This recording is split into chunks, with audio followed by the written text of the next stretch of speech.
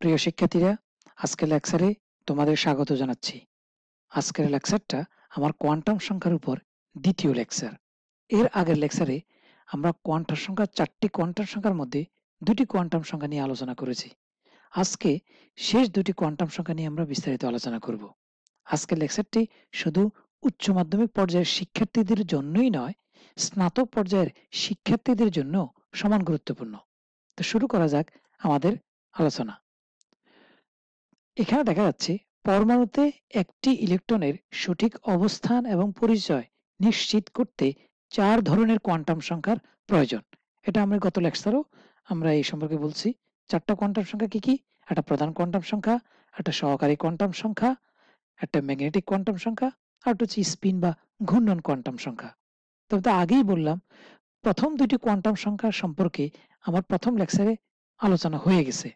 আজকে আমরা magnetic quantum সংখ্যা এবং স্পিন কোয়ান্টাম সংখ্যা এই দুটি নিয়ে বিস্তারিত আলোচনা করব। তো প্রথমে আসি, ম্যাগনেটিক কোয়ান্টাম সংখ্যা কি? যে কোয়ান্টাম সংখ্যা পরমাণুতে চুম্বক ক্ষেত্রের প্রভাবে অরবিটালের ত্রিমাত্রিক দিকবিন্যাস প্রকাশ করে তাকে ম্যাগনেটিক কোয়ান্টাম সংখ্যা বলে। এখন অনেকে প্রশ্ন করতে পারে, অরবিটালের ত্রিমাত্রিক দিকবিন্যাস আবার কি? অর্থাৎ চুম্বক ক্ষেত্রের প্রভাবে অরবিটালগুলো এক্স অক্ষ, ওয়াই অক্ষ এবং জেড অক্ষের সাপেক্ষে কিভাবে বিন্যস্ত থাকে, সেটাই হচ্ছে অরবিটালের ত্রিমাত্রিক দিকবিন্যাস। আশা করি বোঝা গেছে। আর এই অরবিটালের ত্রিমাত্রিক দিকবিন্যাস যে কোয়ান্টাম সংখ্যার সাহায্যে বোঝানো হবে সেটা হচ্ছে ম্যাগনেটিক কোয়ান্টাম সংখ্যা। এখন ম্যাগনেটিক কোয়ান্টাম সংখ্যার আর কি কি তাৎপর্য আছে? তো শুরুতে আসি, এটাকে এম দ্বারা প্রকাশ করা হয়, স্মল লেটারের এম। আর এটা তো বললামই, এই ম্যাগনেটিক কোয়ান্টাম সংখ্যা দ্বারা অরবিটালের ত্রিমাত্রিক দিকবিন্যাস প্রকাশ করে। 3 হচ্ছে ম্যাগনেটিক কোয়ান্টাম সংখ্যার মান অরবিটাল সংখ্যা প্রকাশ করে। অর্থাৎ ম্যাগনেটিক কোয়ান্টাম সংখ্যাকে যেহেতু এম দ্বারা প্রকাশ করা হয়, আর এম এর মান যতটি হবে অরবিটালও ততটি হবে। এম এর মান আবার এল এর মান, এল মানে সহকারী কোয়ান্টাম সংখ্যা, এই এল এর মান বা সহকারী কোয়ান্টাম সংখ্যার উপর নির্ভরশীল। কিভাবে নির্ভরশীল? অর্থাৎ এম ইকুয়াল টু 0 সহ মাইনাস এল থেকে প্লাস এল পর্যন্ত। তো এখানে মনে হচ্ছে একটু আলোচনা করলে আরো ব্যাপারটা ক্লিয়ার হবে। যখন এল ইকুয়াল টু 0, তখন এম এর মান কত হবে? ওই 0 থেকে, যেহেতু এম ইকুয়াল টু কি ছিল, 0 সহ মাইনাস এল থেকে প্লাস এল, তাহলে আমরা এখানে কি লিখতে পারি, কি এম এর মান আসবে কি 0। তা এম এর মান এখানে কয়টি? একটি।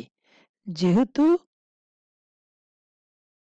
এম এর মান একটি, এম এর মান একটা, 0 হোক, একটা ভ্যালু, তাই অরবিটালও একটি। অরবিটাল কয়টি? একটি। যখন এল ইকুয়াল টু কত হবে? 1, তখন এম ইকুয়াল টু কত হবে? ওই সূত্র অনুসারে এম ইকুয়াল টু হবে -1। আমরা ছোট থেকে বড় দিকে সাজাবো, প্লাস -1, 0, +1। তুমি এলোমেলো ভাবে লিখতে পারো, আগে 0 বা আগে প্লাস, এটা লিখতে পারো, তবে ছোট থেকে বড় দিকে সাজালে একটু সুবিধা আছে। তাহলে এখানে এম এর মান কয়টি? যেহেতু এখানে এম এর মান হচ্ছে 3টি, তাই অরবিটাল সংখ্যা কতটি হবে? 3টি হবে। এখন সেই অরবিটাল 3টি কি কি হবে? একটা পি অরবিটাল হবে। তার মানে কি একটা px, এটা হবে px, এটা কি? এটা py, আর এটা দিয়ে কি হবে? pz। এই 3টি অরবিটাল হবে।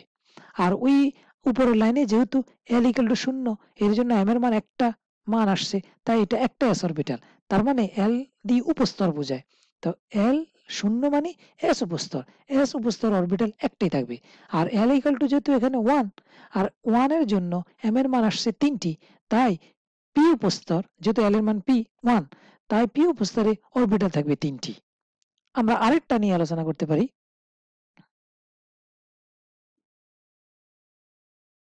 যখন l ইকুয়াল টু হবে 2, তখন m এর মান কত হবে? -2। আমি আগেই বলছি ছোট থেকে বড় দিকে সাজিয়ে লিখবো ওই উপরের সূত্র অনুসারে। তাহলে -2, -1, 0, +1, +2। তাহলে এখানে m এর মান কয়টা? 5টা। তাহলে অরবিটাল সংখ্যা কত হবে? অরবিটাল সংখ্যাও 5টা হবে, 5টা। সেই অরবিটাল 5টা কি কি এটা আমরা জানবো। এটা এই অরবিটাল 5টা হতে পারে, যেহেতু L = 2, তার মানে ডি উপস্তর, তো ডি উপস্তরে 5টা অরবিটাল থাকবে। এটা হচ্ছে ডি এক্স ওয়াই, এম এর মান যখন -1 ডি ওয়াই জেড, এম এর মান যখন 0 ডি জেড এক্স, এম এর মান যখন +1 D X square Y square, এবং এম এর মান যখন +2 ডি জেড স্কোয়ার। এই 5টা অরবিটাল এভাবে। তার মানে এল এর মান যতটি হবে, এল এর মান আর এম এর মান যতটি হবে, অরবিটাল ততটি হবে। আরেকটা তাৎপর্য হচ্ছে সহকারী কোয়ান্টাম সংখ্যা এল এর প্রতিটি মানের জন্য এম এর মান কিন্তু 2l+1 এত সংখ্যক পাওয়া যাবে। অর্থাৎ কোন উপস্তর, যেহেতু এল দ্বারা উপস্তর বোঝাচ্ছে, তাহলে কোন উপস্তরে কয়টি অরবিটাল থাকবে। উপস্তর বলতে ওই এস পি ডি এফ এগুলোকে উপস্তর বোঝানো হচ্ছে। তো কোন উপস্তরে কতটি অরবিটাল থাকবে এই সূত্রের সাহায্যে সহজে আমরা বের করতে পারবো। যেমন যদি একটু আগে আলোচনা করা হলো L = 0, তো এক্ষেত্রে এম এর মান সংখ্যা হবে কত, 2l+1, যেহেতু মান বসাই 2 × 0 + 1, তাহলে 1টি। তার মানে L = 0 মানে এস উপস্তর, এস উপস্তরের মান অরবিটাল কয়টি, 1টি। L = যদি ধরো 2, তাহলে এম এর মান সংখ্যা কতটি হবে, 2l+1, মান যদি এখানে বসাই 2 × 2 + 1, তাহলে মান কত আসবে, 5। তার মানে এই L = 2 মানে ডি উপস্তর, ডি উপস্তরে অরবিটাল কয়টি, ডি উপস্তর অরবিটাল হচ্ছে 5টি।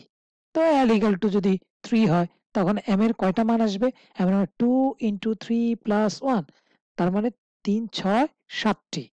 তার মানে L = 3 দিয়ে বলছে f উপস্তর, f উপস্তর অরবিটাল হবে 7টি। তো এইভাবে আমরা সহজে বের করতে পারবো। আশা করি এই পর্যন্ত সবাই ক্লিয়ার। তো এখন আমরা ওই অরবিটাল গুলো একটু দেখি। এস অরবিটাল দেখতে এরকম, এটা কিভাবে আঁকতে হয় নেক্সট ক্লাসে বা নেক্সট লেকচারে আমি আরো বিস্তারিত আলোচনা করব। এস অরবিটালটা এরকম গোলকের মতো গোল। এইগুলো হচ্ছে পি অরবিটাল। পি অরবিটাল ডাম্বেলের মতো। পি অরবিটাল কয়টা থাকে, 3টা, পি এক্স এক্স অক্ষ বরাবর, পি ওয়াই, পি জেড এরকম। আর এগুলো হচ্ছে ডি অরবিটাল। ডি অরবিটাল কয়টা, 5টা। একটু আগেই বলা হয়েছে কেন 5টা। তো এবার আসি স্পিন বা ঘূর্ণন কোয়ান্টাম সংখ্যা। স্পিন বা ঘূর্ণন কোয়ান্টাম সংখ্যা কাকে বলে, যে কোয়ান্টাম সংখ্যার সাহায্যে ইলেকট্রন তার নিজ অক্ষে কোন দিকে ঘুরছে তা প্রকাশ করে, তাকে স্পিন কোয়ান্টাম সংখ্যা বলে। তার মানে ইলেকট্রন নিউক্লিয়াসের চারিদিকে কক্ষপথে ঘোরার সময় শুধু নিউক্লিয়াসের চারিদিকে তার কক্ষপথে ঘুরে না, এই কক্ষপথে ঘোরার সময় তার নিজ অক্ষের সাপেক্ষেও ঘুরে, তার নিজ অক্ষে ঘুরে আবার কক্ষপথেও ঘুরে নিউক্লিয়াসের চারিদিকে। তো এখন এই স্পিন কোয়ান্টাম সংখ্যা দিয়ে বোঝানো হচ্ছে ওই কক্ষপথে ঘুরে না, তার নিজ অক্ষে কোন দিকে ঘুরে, কি ঘড়ি কাঁটার দিকে ঘুরে নাকি ঘড়ি কাঁটার বিপরীত দিকে ঘুরে, এটা এই স্পিন কোয়ান্টাম সংখ্যার সাহায্যে প্রকাশ করা হয়। তা এখানে একটু বলে রাখি, আমার ফেসবুক পেজ এবং ইউটিউব চ্যানেলের নাম হচ্ছে কক্স কেমিস্ট্রি ক্লাব, যার যেখানে সুবিধা সেখানেই দেখতে পারো। এখন স্পিন কোয়ান্টাম সংখ্যার তাৎপর্য নিয়ে আমরা একটু আলোচনা করি। প্রথমে আসি, এটা আগেই বললাম, এই স্পিন কোয়ান্টাম সংখ্যা দ্বারা নিজ অক্ষে ইলেকট্রনের ঘূর্ণন দিক নির্দেশ করে, আর এটাকে এস দ্বারা প্রকাশ করা হয়। আর এস এর মান +1 আর -1। এই আমরা এই ইয়েটা দেখি, এটা হচ্ছে কক্ষপথ। ইলেকট্রন যে কক্ষপথে ঘুরে সেটা কক্ষপথ। ধরি এই কক্ষপথে 2টি ইলেকট্রন আছে, এই ডান দিকে একটা ইলেকট্রন, বাম দিকে একটা ইলেকট্রন। এই যে কালো বর্ণের উপর দিকে, এটা হচ্ছে এই ইলেকট্রনের অক্ষ, আর বৃত্তাকারটা হচ্ছে তার কক্ষপথ। আর এই যে কালো বর্ণের এটা 2টি ইলেকট্রনের অক্ষ। এবার ইলেকট্রনটা কিন্তু তার নিজ অক্ষে এরকম ডান দিকে ঘুরতে পারে। এখন এই ডান দিকে এভাবে ঘুরে ঘুরে ঘুরে ঘুরে ঘুরে ঘুরে কক্ষপথে ঘুরবে, তার মানে নিজ অক্ষেও ঘুরবে আবার কক্ষপথে ঘুরে আসবে, 2টা রোটেশন হচ্ছে কিন্তু। তার মানে ইলেকট্রন যখন কক্ষপথে রোটেশনটা করে, কক্ষপথে ঘুরে আসে এবং তার নিজ অক্ষেও কিন্তু এইভাবে ঘুরে, তাহলে ডান দিকে ইলেকট্রনটা এই ডান দিকে ঘুরে ঘুরে কক্ষপথটা পরিভ্রমণ করে। আর বাম দিকের ইলেকট্রনটা কি করে, এই বাম দিকে ঘুরতে ঘুরতে, এভাবে বাম দিকে ঘুরতে ঘুরতে, এভাবে না, অ্যান্টি ক্লকওয়াইজ, এভাবে ঘুরতে ঘুরতে ঘুরতে ঘুরতে নিউক্লিয়াসের চারিদিকে ঘুরবে। তো তার মানে এটা ডান ঘূর্ণি, এটা বাম ঘূর্ণি। এখন আসি স্পিন বা ঘূর্ণন কোয়ান্টাম সংখ্যার মান +1/2 বা -1/2 কেন। আমরা যদি একটা ওয়েস্টের একটা তথ্য আছে, মনে করে এটা একটা পরিবাহী তার, এটা একটা পরিবাহী তার, তাহলে এই পরিবাহী তারের ভিতর দিয়ে বিদ্যুৎ প্রবাহিত হচ্ছে কোন দিকে? উপরের দিকে। তাহলে বিদ্যুৎ প্রবাহ হচ্ছে উপরের দিকে। তা আমরা জানি বিদ্যুৎ প্রবাহ হলে, বিদ্যুৎ প্রবাহের ফলে চুম্বক ক্ষেত্র তৈরি হয়, মানে ম্যাগনেটিক ফিল্ড তৈরি হয়। এখন এই বিদ্যুৎ প্রবাহ যেহেতু উপরের দিকে, তাহলে ম্যাগনেটিক ফিল্ড কোন দিকে হবে? ম্যাগনেটিক ফিল্ড হবে অ্যান্টি ক্লকওয়াইজ। বিষয়টা অনেকটা ওই আমাদের ডান হাতটাকে যদি চিন্তা করো, ডান হাতের বৃদ্ধা আঙ্গুল যেটাকে বলি, এটা উপরের দিক, তার মানে এটা বিদ্যুৎ প্রবাহের দিক। তাহলে বাকি আঙ্গুলগুলো হবে ওই বিদ্যুৎ প্রবাহের ফলে সৃষ্ট ম্যাগনেটিক ফিল্ড। তাহলে বাকি আঙ্গুলগুলো দেখো তুমি হবে এটা কোন দিকে? অ্যান্টি ক্লকওয়াইজ, মানে এই দিকে। অ্যান্টি ক্লকওয়াইজ বলতে এটা এই দিকে হবে। তাহলে এটা অ্যান্টি ক্লকওয়াইজ। আর অ্যান্টি ক্লকওয়াইজ কিন্তু বিদ্যুৎ প্রবাহের দিক কোন দিকে? উপরের দিকে। আর চুম্বক ক্ষেত্রের দিক অ্যান্টি ক্লকওয়াইজ। তাই এটার মান হবে প্লাস। এটা মান হবে কি? প্লাস। এখন আরেকটা যদি চিন্তা করি, এটা আরেকটা পরিবাহী তার, যার মধ্যে দিয়ে বিদ্যুৎ প্রবাহ কোন দিকে হচ্ছে? বিদ্যুৎ প্রবাহ হচ্ছে নিচের দিকে। ওই যে বৃদ্ধাঙ্গুলটাকে মনে করো বিদ্যুৎ প্রবাহের দিক। এখন বৃদ্ধাঙ্গুলটাকে তুমি যদি নিচের দিকে ধরো, বাকি আঙ্গুলগুলো দেখবা এই যে ডান ঘূর্ণি এরকম। তাহলে এটা কি? এটা হচ্ছে ক্লকওয়াইজ। এটাকে ক্লকওয়াইজ বলো। যেহেতু ডিরেকশনটা, বিদ্যুৎ প্রবাহের ডিরেকশন হচ্ছে নিচের দিকে, তাই এটার মান হবে মাইনাস। আর যেহেতু চুম্বক ক্ষেত্রটা হচ্ছে ক্লকওয়াইজ, আর ওই দিকে হচ্ছে অ্যান্টি ক্লকওয়াইজ। আমার মনে হয় আমার হাতের একটা ভিডিও আছে, ভিডিওটা দেখলে ভালো বোঝা যাবে। এই যে বৃদ্ধাঙ্গুলটা উপর দিকে আছে এখন, তার মানে এটা বিদ্যুৎ প্রবাহের দিক। আর আঙ্গুলগুলো কোন দিকে? আঙ্গুলগুলো এখন অ্যান্টি ক্লকওয়াইজ, অ্যান্টি ক্লকওয়াইজের দিক। তার মানে এটা অ্যান্টি ক্লকওয়াইজ। এখন বৃদ্ধাঙ্গুলটা নিচের দিকে, তাহলে বাকি আঙ্গুলগুলো কোন দিকে? ক্লকওয়াইজ। আশা করি বোঝা গেছে। এটা হচ্ছে ক্লকওয়াইজ। তাহলে কেন হয় এরকম, এটা বোঝা গেল। এখন আসি, এখন হতে পারে হাফ কেন? হাফ হয় ইলেকট্রন কয়টা? ইলেকট্রন হচ্ছে এখানে দুইটা। একটা অরবিটাল ইলেকট্রন কয়টা থাকে? দুইটা। এখন দুইটার মধ্যে একটা নিশ্চয় ক্লকওয়াইজ ঘুরবে আর একটা অ্যান্টি ক্লকওয়াইজ ঘুরবে। এখন ক্লকওয়াইজ ঘুরবে কয়টা? দুইটা তো আর একসাথে ঘুরবে না। তো ক্লকওয়াইজ যদি ঘুরে, তাহলে দুইটার মধ্যে একটা ঘুরে, এই জন্য হাফ। আর অ্যান্টি ক্লকওয়াইজে কোনটা কত? দুইটার মধ্যে কয়টা ঘুরবে? একটা ঘুরবে। তো অ্যান্টি ক্লকওয়াইজের জন্য প্লাস, আর ক্লকওয়াইজের জন্য হচ্ছে মাইনাস। আর ওই দুইটার মধ্যে একটা অ্যান্টি ক্লকওয়াইজ, এই জন্য হাফ। দুইটার মধ্যে একটা ক্লকওয়াইজ, এই জন্য হাফ। আশা করি বোঝা গেছে। এখন অনেকে প্রশ্ন করতে পারে, এই দুইটা ইলেকট্রন অরবিটালে কিভাবে প্রকাশ করে? যদি এটা একটা অরবিটাল হয়, ইলেকট্রন দুইটাকে আমরা এইভাবে প্রকাশ করব। একটা আপ স্পিন, আর একটা হচ্ছে মানে ডাউন স্পিন। এই দুইটাকে এভাবে প্রকাশ করব। আপ স্পিন যেটা, এটা মানে অ্যান্টি ক্লকওয়াইজেরটা। তার মানে আপ স্পিনের জন্য ইলেকট্রনটা হবে প্লাস হাফ, আর ডাউন স্পিনের জন্য যেটা দেখাবো অরবিটালে, এটার জন্য হবে কি? Minus half. ঠিক আছে?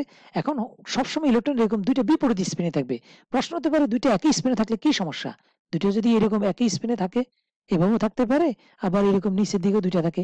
এখন ইলেকট্রনগুলো যদি সমধর্মী চার্জযুক্ত, দুইটা স্পিন যদি একই দিকে থাকে, তাদের মধ্যে বিকর্ষণ হবে। বিকর্ষণ হলে কি সমস্যা? বিকর্ষণ হলে অরবিটালের স্থিতিশীলতা নষ্ট হয়ে যাবে।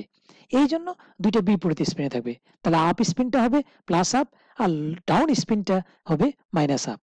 তা আশা করি মোটামুটি সবাই বুঝতে পারছো। আজকে এই পর্যন্তই। সবাইকে ধন্যবাদ। সুস্থ থাকো, ভালো থাকো।